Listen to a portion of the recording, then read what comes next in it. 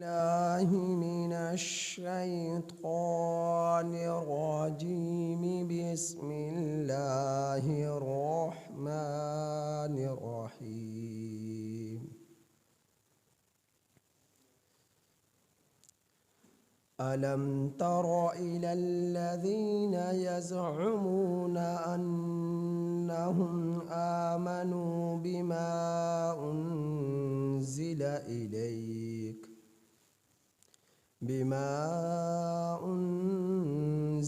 إليك وما أنزل من قبلك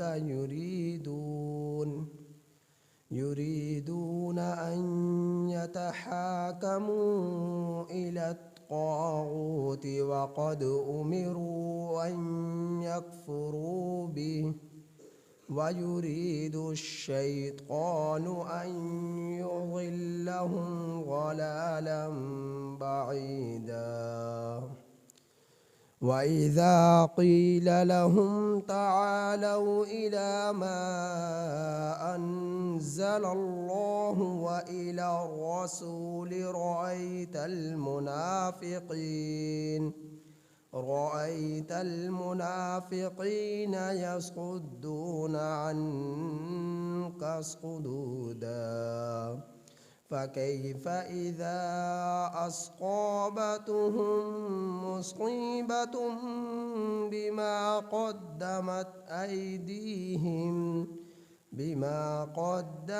أيديهم ثم جاءوك يحلفون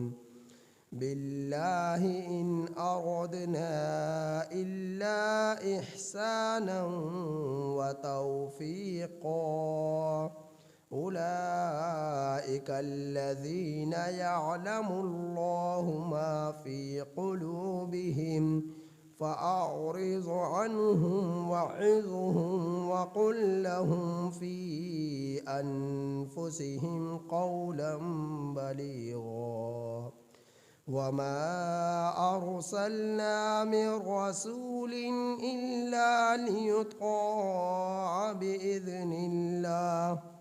ولو أنهم إذ ظلموا أنفسهم جاءوك فاستغفروا الله واستغفر لهم الرسول لوجدوا الله توابا رحيما. یہ سورۃ النساء کی آیت نمبر 60 تا 64 آپ احباب کے سامنے تلاوت. یہ سورۃ النساء کی آیت نمبر 60 تا 64 آپ احباب کے سامنے تلاوت ہو. ان آیات کریمہ کا ترجمہ یہ ہے: علم تر. ان آیات کریمہ میں ایک واقعہ بیان کیا گیا ہے جو ایک یہودی اور منافق کے درمیان ہوا جھگڑا. اس جھگڑے کا تذکرہ ہے. تو ترجمے کو ذرا توجہ سے سماعت فرمائیے گا تو مکمل بات سمجھ آ جائے گی. علم ترى، کیا آپ نے نہیں دیکھا، الی الذین، ان لوگوں کی طرف، یزعمون، جو خیال کرتے ہیں، انہم آمنوا، کہ بے شک وہ لوگ ایمان لے آئے، بما انزل الیک، اس چیز پر جو اتاری گئی آپ کی طرف، وما انزل من قبلک، اور جو نازل کیا گیا آپ سے پہلے، یریدون،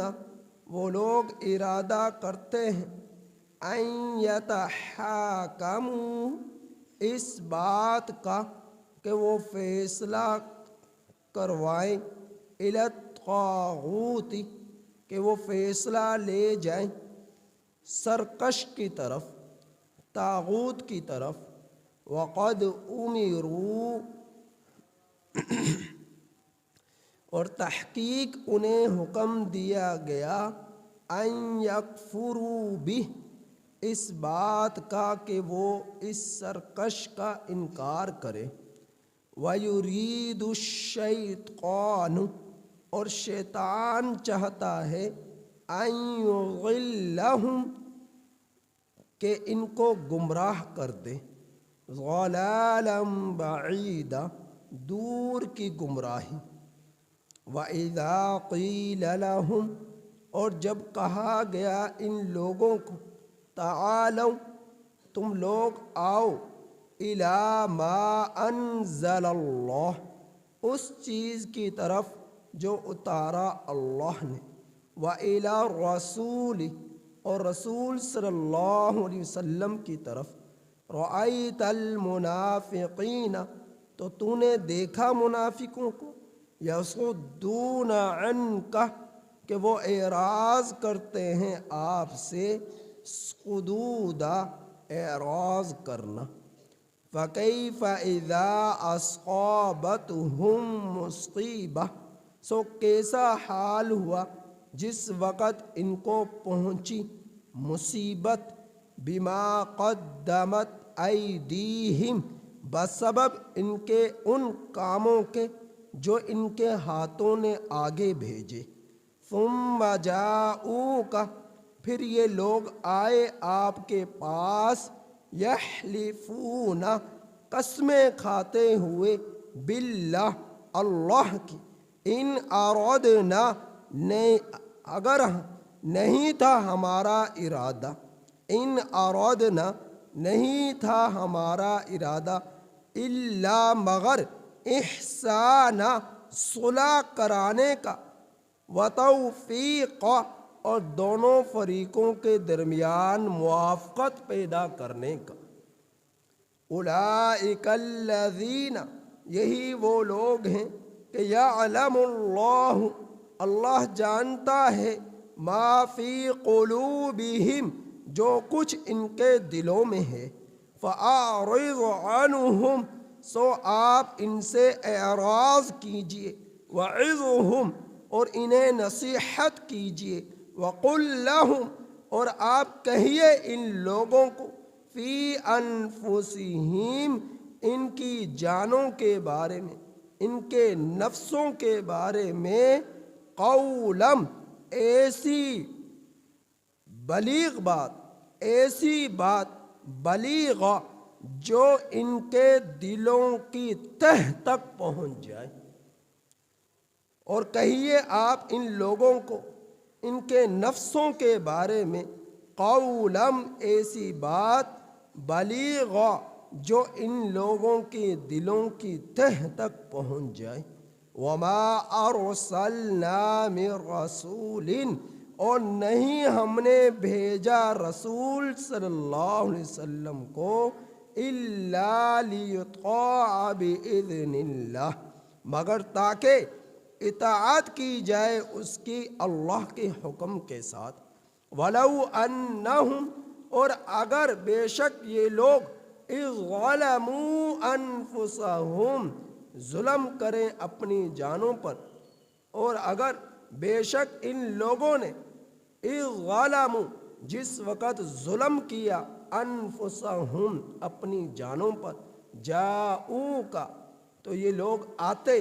فاستغفر اللہ سو معافی مانگتے یہ لوگ اللہ تعالی سے، واستغفر لهم الرسول اور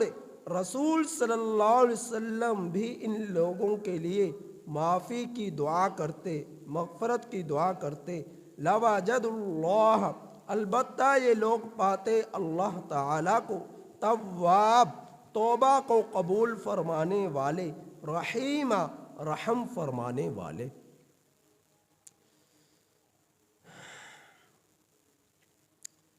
یہاں تک ان آیات کریمہ میں ایک واقعہ اور ایک نصیحت کا اللہ جل جلالہ نے تذکرہ فرمایا۔ واقعے کے سننے سے قبل آپ احباب مدینہ طیبہ کی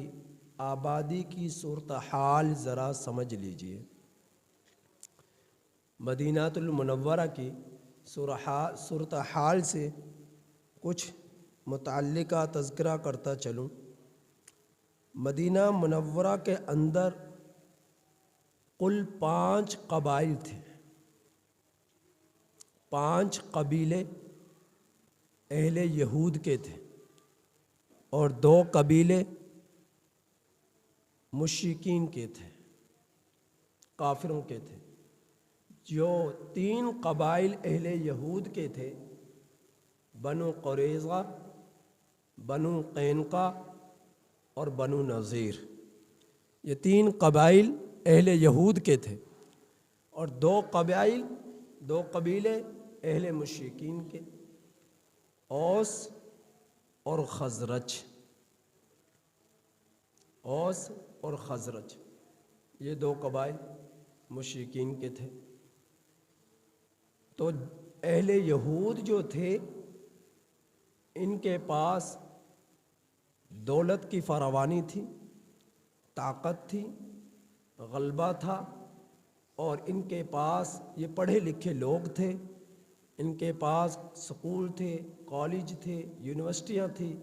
اور سیاست اور تجارت پر اہل یہود ہی کا غلبہ تھا۔ سیاست اور تجارت پر بھی اہل یہود ہی کا غلبہ تھا، اور جو مشرکین تھے، اوس اور خزرج کے جو قبائل تھے، یہ ان لوگوں کی تعداد بھی اچھی خاصی تھی،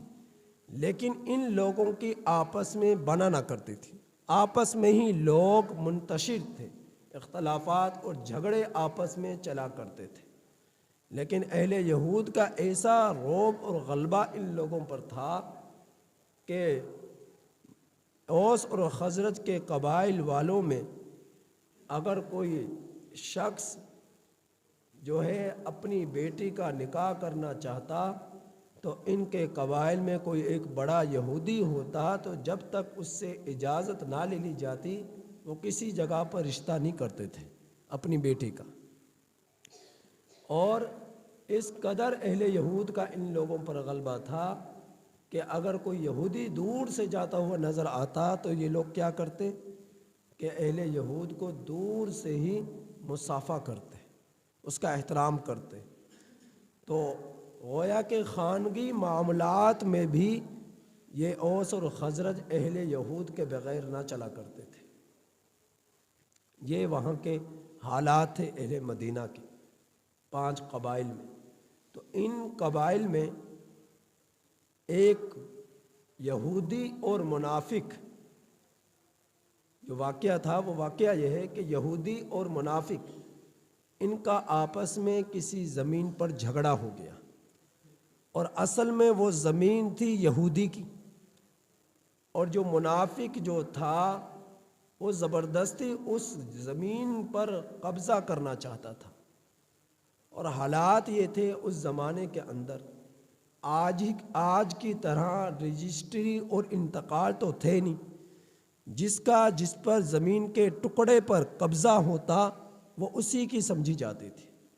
جس طرح کہ آج کل بھی بہت سارے دیہاتوں میں آپ دیکھیں گے جدی پشتی جہاں پر گھر ہے، قبضہ ہے، تو وہ اسی کی سمجھی جاتی ہے کہ یہ اسی کی ہے۔ تو اس زمانے کے اندر یہ رجسٹری، یہ انتقال نہیں ہوا کرتے تھے، جس پر قبضہ ہوتا وہ اسی کی ملکیت سمجھی جاتی تھی۔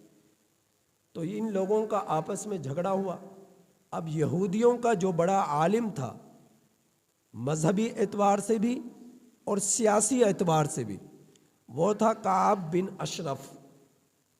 مذہبی اور سیاسی اعتبار سے یہ بڑا ان لوگوں کے اس کے بڑا مرتبہ اور مقام تھا اہل یہود کا۔ تو یہودی کہنے لگا کہ یہ جھگڑا جو ہم دونوں کے درمیان ہوا ہے، اس کا فیصلہ ہم کعب بن اشرف سے کراتے ہیں، اس کا فیصلہ ہم نبی کریم صلی اللہ علیہ وسلم سے کراتے ہیں۔ یعنی یہودی نے یہ کہا، یہودی کیا کہتا ہے کہ اس کا فیصلہ جو میرے اور تیرے درمیان ہوا ہے زمین کے ٹکڑے پر اس کا فیصلہ ہم نبی کریم صلی اللہ علیہ وسلم سے کراتے ہیں، یہودی کہتا ہے۔ اور جو یہ منافق تھا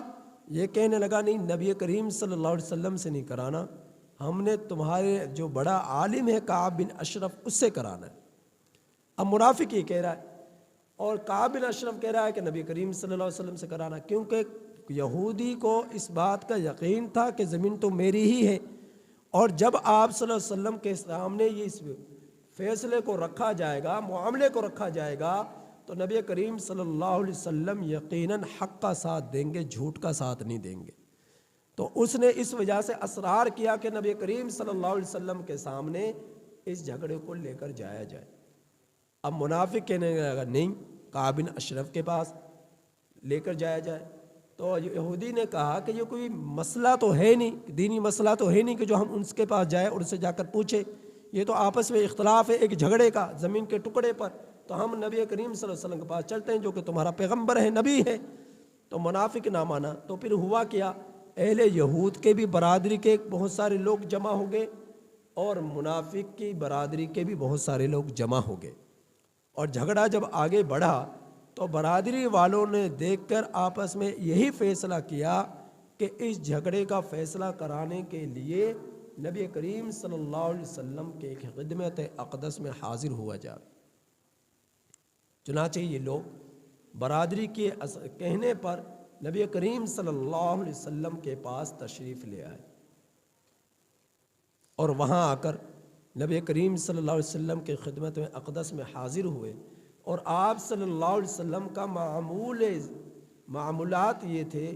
کہ اگر کوئی فیصلہ کرانے کے لیے، مسائل پوچھنے کے لیے آیا کرتا تو آپ صلی اللہ علیہ وسلم زیادہ تر مسائل کا حل اور جھگڑوں کے فیصلے مسجد نبوی کے اندر ہی فرمایا کرتے تھے،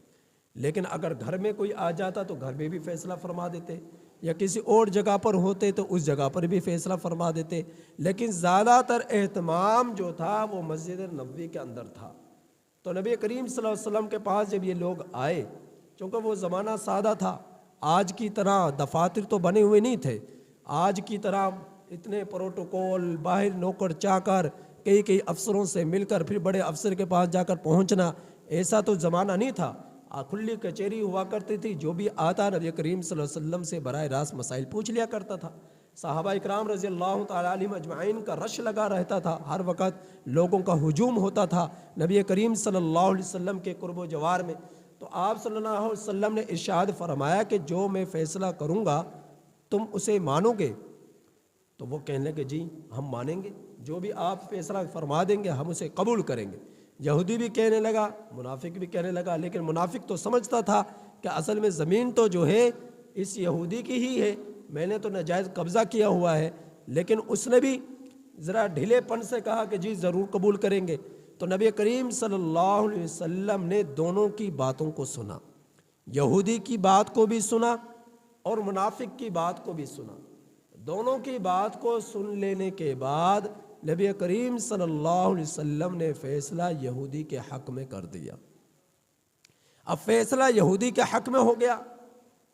اب یہ منافق جو تھا یہاں سے جب نکلے ہیں تو یہ مچلنے لگا، وہ کہنے لگے نہیں، ہم فیصلہ حضرت عمر رضی اللہ تعالیٰ عنہ سے کراتے ہیں۔ اب اس وقت عالم یہ تھا کہ نبی کریم صلی اللہ علیہ وسلم نے اپنے علاوہ چند اور مزید صحابہ کو رضی اللہ تعالیٰ عنہم اجمعین کو بھی اجازت فراہم کی ہوئی تھی کہ اگر بالفرض میں موجود نہ ہوں یا کسی جگہ پر نکل جاؤں، آگے پیچھے ہو جاؤں، تو میری عدم موجودگی میں ان احباب میں سے کوئی ایک بھی فیصلہ کر سکتا ہے، مسئلہ بتلا سکتا ہے، حل کر سکتا ہے، جن میں حضرت عمر بن خطاب رضی اللہ تعالیٰ عنہ تھے، حضرت عثمان بن عفان رضی اللہ تعالیٰ عنہ تھے، حضرت ابو دردہ رضی اللہ تعالیٰ عنہ تھے، حضرت معاذ رضی اللہ تعالیٰ عنہ تھے، اور اسی طرح پر جو ہے حضرت جو ہے معاذ رضی اللہ تعالیٰ عنہ، حضرت عثمان رضی اللہ تعالیٰ عنہ اور حضرت ابو دردہ رضی اللہ تعالیٰ عنہ، اور ایک صحابی رضی اللہ تعالیٰ عنہ اور بھی تھے۔ تو غرض یہ کہ ان صحابہ اکرام رضی اللہ تعالیٰ عنہم کے لیے بھی اجازت تھی کہ اگر میں نہ ہوں، ان میں سے اگر عمر کو نہ پائیں، عثمان کو پائیں رضی اللہ تعالیٰ عنہ، تو ان سے فیصلہ کروا لیں۔ اگر حضرت عثمان رضی اللہ تعالیٰ عنہ بھی نہیں ہے تو کوئی اپنا مسئلہ، کوئی فیصلہ کرانا چاہے، کوئی مسئلہ درپیش ہو تو اس کا حل حضرت ابو درداء رضی اللہ تعالیٰ عنہ سے کروا لے، یا اسے جو ہے اسی طرح پر حضرت معاذ رضی اللہ تعالیٰ عنہ سے کروا لیں۔ تو اس طرح آپ صلی اللہ علیہ وسلم نے اجازت فراہم کی ہوئی تھی اپنے زمانے میں۔ تو یہ لوگ کہنے لگے کہ نہیں، ہم حضرت عمر رضی اللہ تعالیٰ عنہ کے پاس جاتے، ان سے جا کر اس مسئلے کا حل نکالتے۔ وہ کہنے کہ جو آپ صلی اللہ علیہ وسلم نے فیصلہ کر دیا تو حضرت عمر رضی اللہ تعالیٰ عنہ کے پاس جانے کی کیا ضرورت ہے؟ منافق نے اصرار کیا۔ تو بہرحال یہ حضرت عمر رضی اللہ تعالیٰ عنہ کی خدمت اقدس میں حاضر ہو گئے اور انہوں نے آ کر سارے احوال نقل فرمائے، بتلائے۔ تو حضرت عمر رضی اللہ تعالیٰ عنہ فرمانے لگے کہ آپ صلی اللہ علیہ وسلم موجود ہیں، آپ ان سے جا کر فیصلہ کرا لیں۔ پھر یہ کہنے لگے کہ نہیں، ہم تو آپ صلی اللہ علیہ وسلم کے پاس ہی سے ہو کر آ رہے۔ تو حضرت عمر رضی اللہ تعالیٰ عنہ نے فرمایا کہ تم نبی کریم صلی اللہ علیہ وسلم کے پاس جا چکے ہو؟ وہ کہنے کہ جی ہم جا چکے ہیں۔ تو فرمایا کہ آپ صلی اللہ علیہ وسلم نے کیا فیصلہ فرمایا؟ تو وہ کہنے کہ جی آپ صلی اللہ علیہ وسلم نے یہودی کے حق میں فیصلہ فرمایا ہے اس جھگڑے کا۔ تو حضرت عمر رضی اللہ تعالیٰ عنہ فرمانے لگے کہ اچھا، آپ صلی اللہ علیہ وسلم تمہارے جھگڑے کا فیصلہ کر چکے؟ کہنے کہ جی کر چکے ہیں۔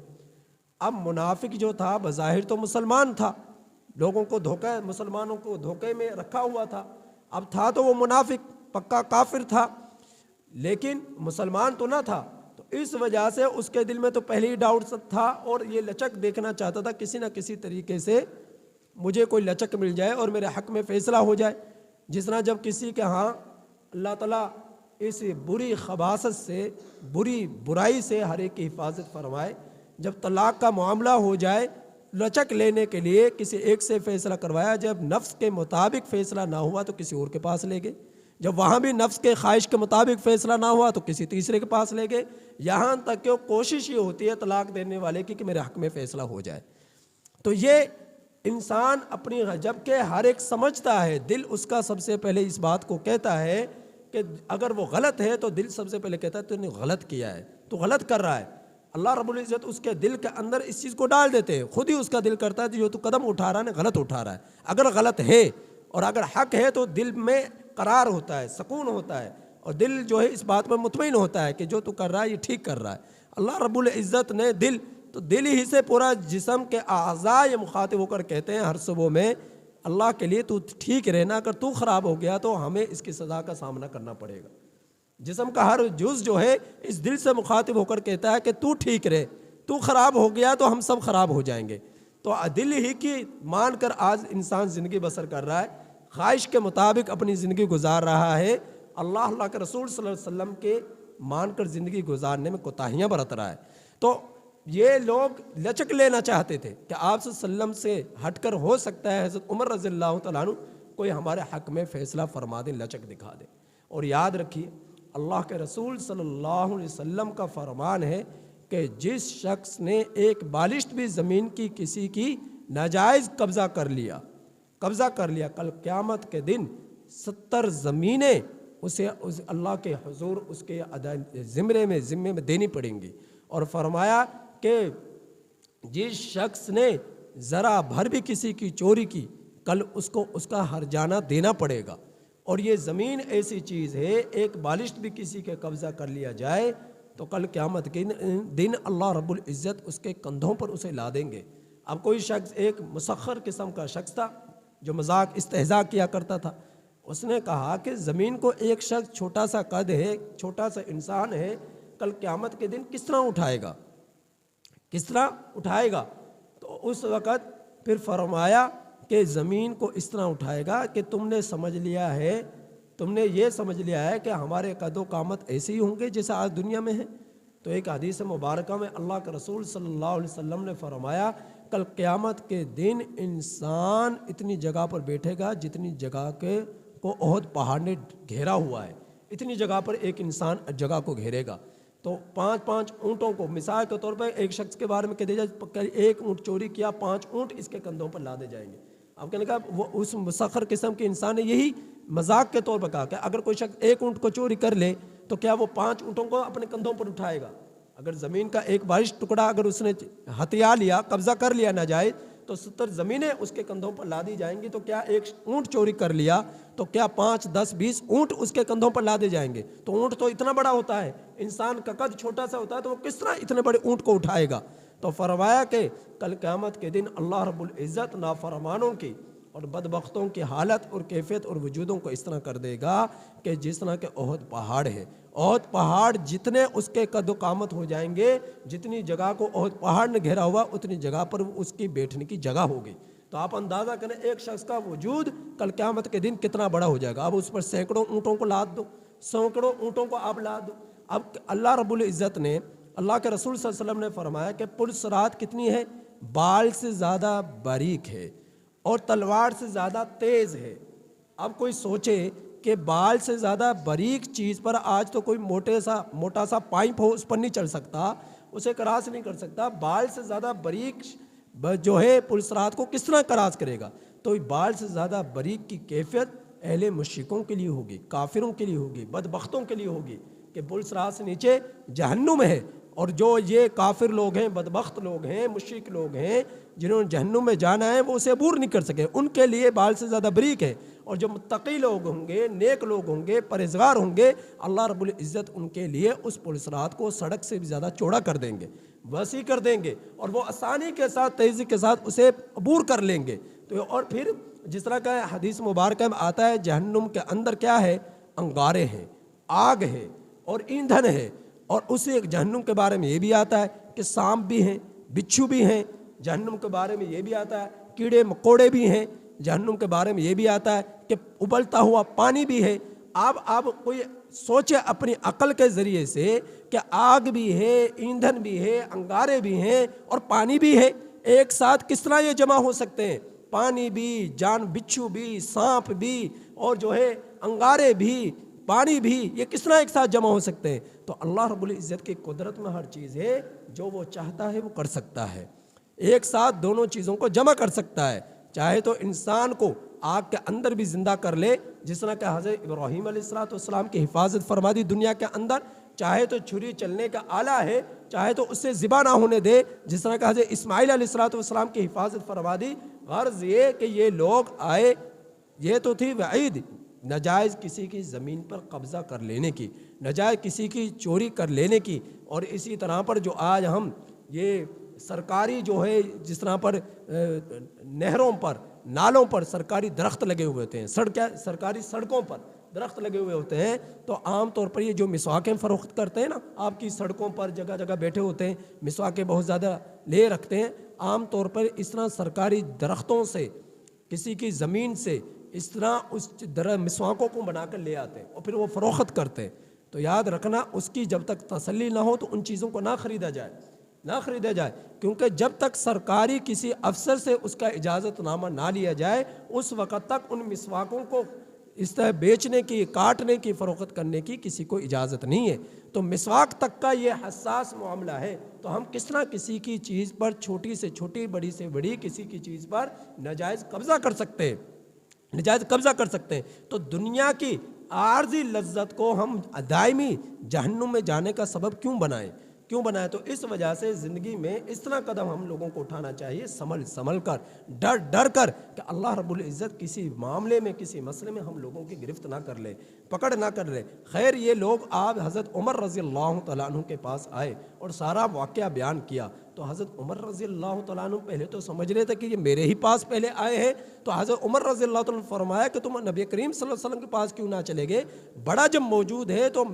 ہم سے فیصلہ کرانے کی کیا ضرورت ہے، تم بڑے کے پاس جاؤ۔ تو وہ کہنے لگے کہ بڑے کے پاس ہم ہو کر آ رہے ہیں۔ تو حضرت عمر رضی اللہ تعالیٰ عنہ فرمانے لگے، اچھا بڑے کے پاس تم نبی کریم صلی اللہ علیہ وسلم کے پاس تم حاضر ہو کر آئے ہو، تو آپ صلی اللہ علیہ وسلم نے کیا فیصلہ فرمایا؟ تو وہ کہنے لگے کہ آپ صلی اللہ علیہ وسلم نے یہودی کے حق میں فیصلہ فرما دی۔ تو اچھا، حضرت عمر رضی اللہ تعالیٰ عنہ فرمانے لگے، اچھا تم یہاں پر بیٹھو، میں آتا ہوں۔ تو حضرت عمر رضی اللہ تعالیٰ عنہ اندر تشریف لے گئے اور اندر سے تلوار کو پکڑا اور آئے اور منافق کی گردن کو اس کے تن سے جدا کر دیا کہ جو بدبخت نبی کریم صلی اللہ علیہ وسلم کی بات پر اعراض کرے، منہ موڑے اور آپ صلی اللہ علیہ وسلم کی بات کو قبول نہ کرے، تو میں عمر اس کے لیے یہی فیصلہ کرتا ہوں کہ اس کے گردن کو اس کے تن سے جدا کر دیتا ہوں۔ تو حضرت عمر رضی اللہ تعالیٰ عنہ نے یہ اس کے پھر فیصلہ کیا اس کا۔ تو پھر منافق جو برادری کے لوگ تھے وہ نبی کریم صلی اللہ علیہ وسلم کے پاس آئے، جب اس کا سر جو ہے اس کے جو ہے دھڑ سے جدا کر دیا گیا، اسے ذبح کر دیا گیا، تو اس کی برادری کے لوگ آئے اور آ کر نبی کریم صلی اللہ علیہ وسلم کی خدمت اقدس میں حاضر ہو کر کہنے لگے، اے اللہ کے رسول صلی اللہ علیہ وسلم، ہم لوگوں کا آپ کے فیصلے پر اعراض کرنا مقصد نہ تھا، بلکہ ہمارا مقصد یہ تھا کہ ان دونوں بھائیوں کے آپس میں صلح ہو جائے، جھگڑا ختم ہو جائے اور ان دونوں کے درمیان موافقت پیدا ہو جائے۔ تو آپ سے فیصلہ کرانے کے بعد بھی ان کا جھگڑا برقرار رہا، تو یہ سوچا کہ شاید ان کا جھگڑا ختم ہو جائے، تو اس وجہ سے حضرت عمر رضی اللہ تعالیٰ عنہ کے پاس ہم فیصلہ لے کر چلے گئے۔ لیکن ہوا یہ کہ ہمارے بندے کو مار دیا گیا، ہمارے شخص کو مار دیا گیا، قتل کر دیا گیا۔ نبی کریم صلی اللہ علیہ وسلم کے پاس پھر یہ اعتراض لے کر آئے، تو اللہ رب العزت نے اسی کا یہاں پر ذکر فرمایا کہ کیا نہیں دیکھا آپ نے ان لوگوں کے بارے میں جو خیال کرتے ہیں اس بات کا کہ وہ ایمان لے آئے اس چیز پر جو اتاری گئی نبی آپ صلی اللہ علیہ وسلم پر، اور جو اتارا گیا آپ صلی اللہ علیہ وسلم سے پہلے تورات، زبور، انجیل وغیرہ پر، وہ ارادہ کرتے ہیں اس بات کا کہ وہ فیصلہ لے جائیں طاغوت پر، سرکش شیاطین پر،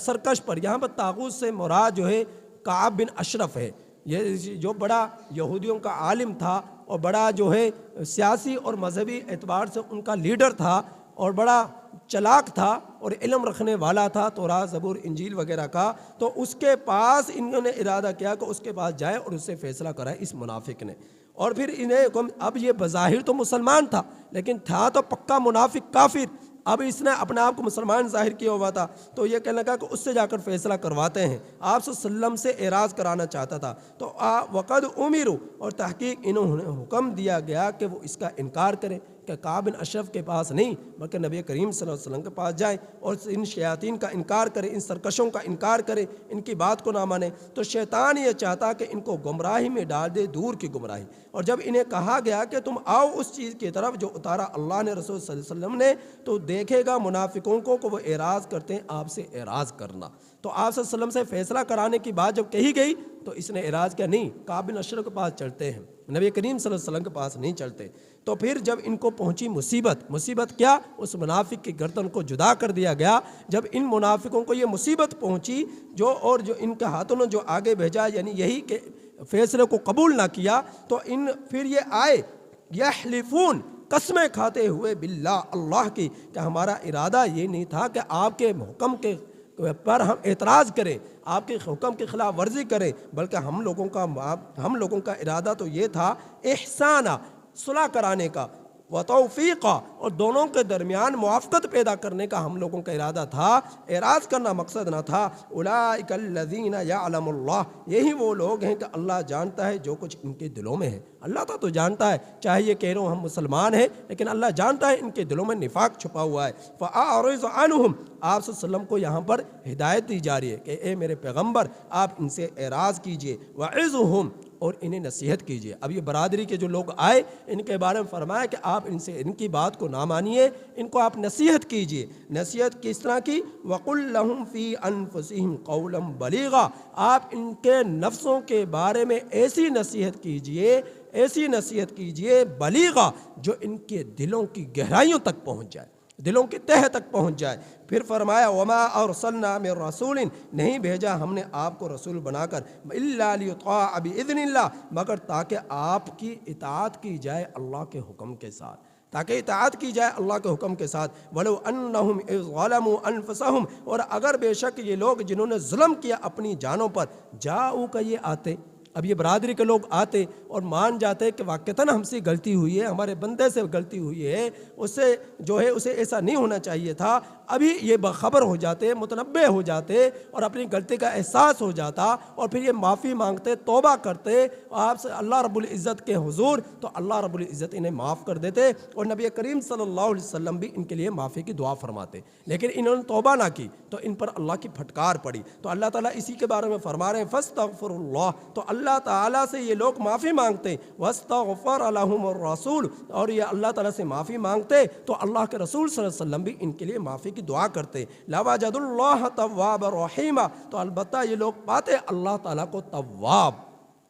توبہ کو قبول فرمانے والا، رحیمہ اور ان پر رحم فرمانے والا۔ لیکن منافق تو پکے منافق تھے نا، بدبخت تھے، اور یہ لوگ اپنے ہر دھرمی پر آگے بڑھتے ہی رہے۔ تو اللہ رب العزت تو رحم فرمانے والی ذات ہے، کرم فرمانے والی ذات ہے، 100 سال کا کافر بھی معافی مانگے تو وہ اسے بھی معاف کر دیتا ہے۔ ذرا اس کے دربار میں ذرا سر جھکا کر تو دیکھیں، پیشانی ٹیک کر تو دیکھیں، اپنی پیشانیوں کو زمین پر رگڑے لگا کر تو دیکھیں، پھر دیکھیں کہ اللہ رب العزت کی رحمت کی بارش کس طرح برستی ہے۔ لیکن جن کے دلوں میں کفر جمع ہو، نفاق جمع ہو، تو نفاق کا تو کوئی حل ہی نہیں ہے، نفاق کا تو کوئی حل ہی نہیں ہے سوائے اس کے کہ یا تو وہ توبہ کر لے، اور توبہ نہیں کرتا تو اس کا پھر انجام یہی ہوتا ہے کہ دنیا اور آخرت میں ان کے لیے پھٹکار ہوتی ہے۔ اللہ تعالیٰ سے دعا ہے کہ اللہ تعالیٰ ہمیں ان آیات کریمہ کی کامل سمجھ عطا فرمائے اور آخرت کی فکر عطا فرمائے۔ الحمدللہ۔